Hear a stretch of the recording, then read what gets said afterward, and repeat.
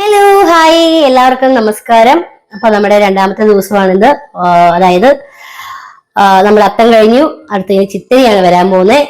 അപ്പോ നമ്മൾ ഇന്നിപ്പോ ഉണ്ടാക്കാൻ പോകുന്നത് ഒരു ക്യാബേജ് തോരനാണ് ഞാൻ ഉണ്ടാക്കാൻ പോകുന്നത്, നമ്മുടെ ഓണത്തിന്റെ സ്പെഷ്യൽ വിഭവമായിട്ട്.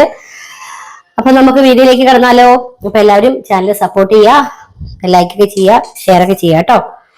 അപ്പൊ ഇതേ ഒരു ക്യാബേജ് ആണ് ഞാൻ എടുത്തേക്കുന്നത്, ചെറിയൊരു ക്യാബേജ് കേട്ടോ. അപ്പൊ ഇത് നമുക്കൊന്ന് കുരുകുരാന്ന് അരിഞ്ഞെടുക്കാം.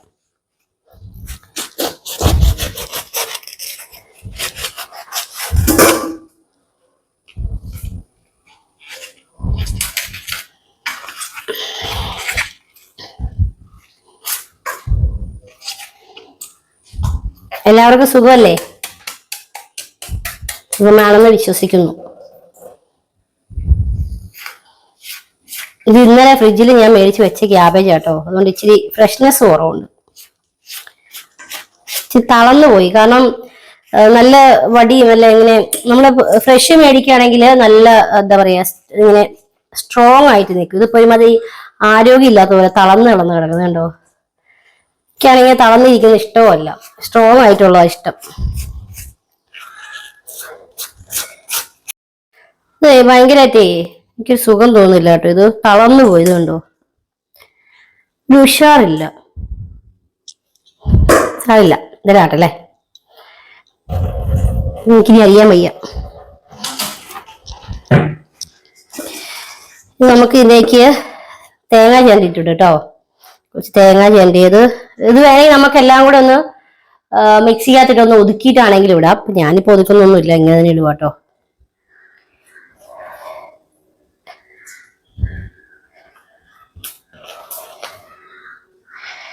തേങ്ങ ഫുള്ള് വേണ്ട, എനിക്ക് കുറച്ച് മതി. ഇതിടാ, നമുക്ക് മുളക് വരെ ഇടാം ഇതിലേക്ക്.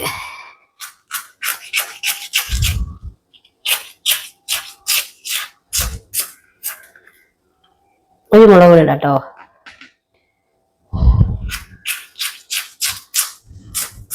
പിന്നെ വേണമെങ്കിൽ ഇതിനകത്തോട്ടൊരു സവോളയൊക്കെ അരിയിടാം നിങ്ങൾക്ക് വേണമെങ്കിൽ. ആകുന്നില്ല. ഇനി ഉപ്പ്,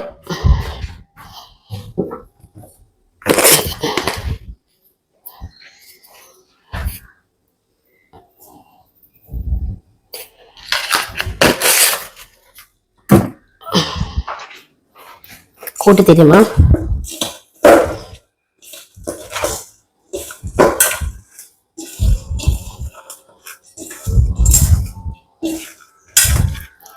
ഈ തോരൻ നമുക്ക് രണ്ട് രീതിക്ക് ഉണ്ടാക്കാം കേട്ടോ. തേങ്ങയും പച്ചമുളകും എല്ലാം കൂടി ചതച്ചിട്ട് കടുക് പൊട്ടിച്ചിട്ട് മൂപ്പിച്ചിട്ട് ഇതിട്ട് വേവിച്ചാലും ടേസ്റ്റ് ഉണ്ടാവും, ഇങ്ങനെ വെച്ചാലും ടേസ്റ്റ് ഉണ്ടാവും.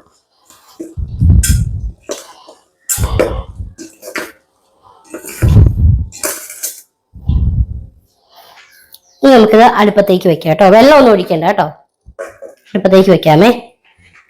അപ്പൊ നമ്മുടെ ചട്ടി നമുക്ക് അടുപ്പത്തേക്ക് വെക്കാം.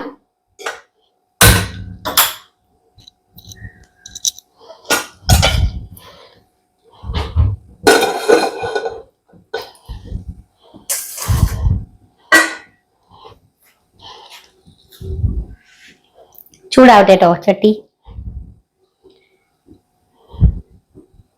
ഏതൊരു പീസ്, ഒരു കഷ്ണം ഇഞ്ചി ഇതിലേക്ക് അരിഞ്ഞിടാം കേട്ടോ, ഞാൻ മറന്നുപോയത്. അപ്പൊ ഇതിന്റെ തോരന്റെ കൂടെ അത് കടിക്കുമ്പോൾ ഒരു ടേസ്റ്റ് ഉണ്ടാവും.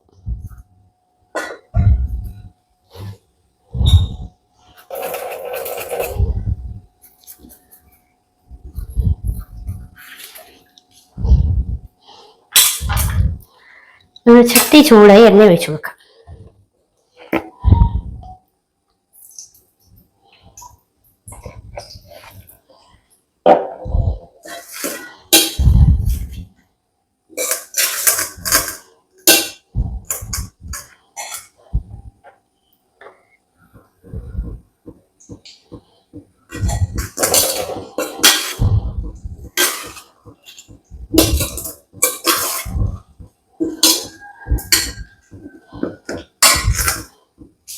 കുറച്ച് കടുകിടാം.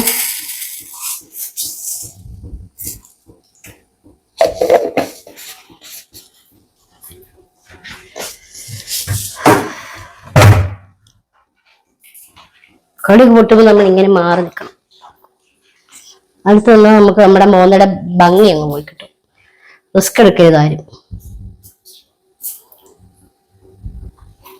അത്തിന്തോം തിന്തിയും തൊന്തന തെയ്യാതീനെന്തോ തകതിന്തോം തിന്തിയും തൊന്തന തെയ്യാതീനെന്തോ അത്തിന്തോം. നിങ്ങൾക്കൊരു എന്റർടൈൻമെന്റ് ആയിക്കോട്ടെ എന്ന് വിചാരിച്ച് ഞാൻ കളിച്ചതാ. ഓവറായിട്ടില്ല. തന്താനെ തന്താനെ തനെ താനനന്താനെ തന്നാനെ തന്താന തനത്താനന്താനെ തന്താനെ തന്താനെ തനെ തന്താനെ തനെ താനന്താനെ. പൊട്ടി കഴിഞ്ഞു കടുക് ബാബാ നമ്മളെ കടുക് പൊട്ടിട്ടോ. അപ്പൊ അതിലേക്ക് നമ്മുടെ ക്യാബേജ് കുട്ടന്മാരെ നമുക്ക് അങ്ങോട്ട് ഇട്ട് കൊടുക്കാം.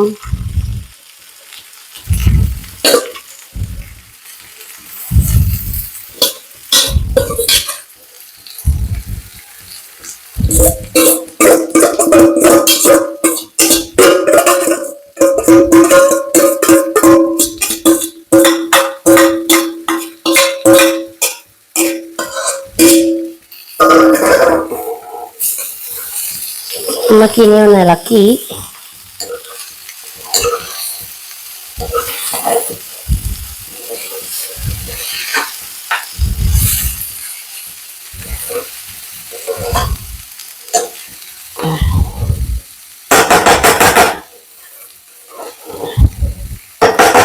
തീ കുറച്ച് മൂടി വയ്ക്കാം. പതിയെ ഒന്ന് വേവട്ടെ.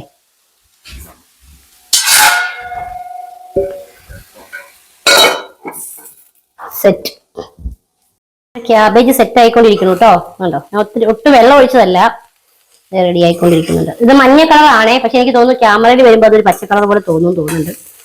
അപ്പം കളർ ശരിക്കും മഞ്ഞയാ.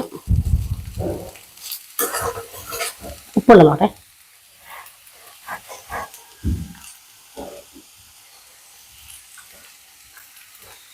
കൊള്ളാം. അങ്ങനെ നമ്മുടെ ക്യാബേജ് തോരൻ ഇവിടെ റെഡിയായി കേട്ടോ.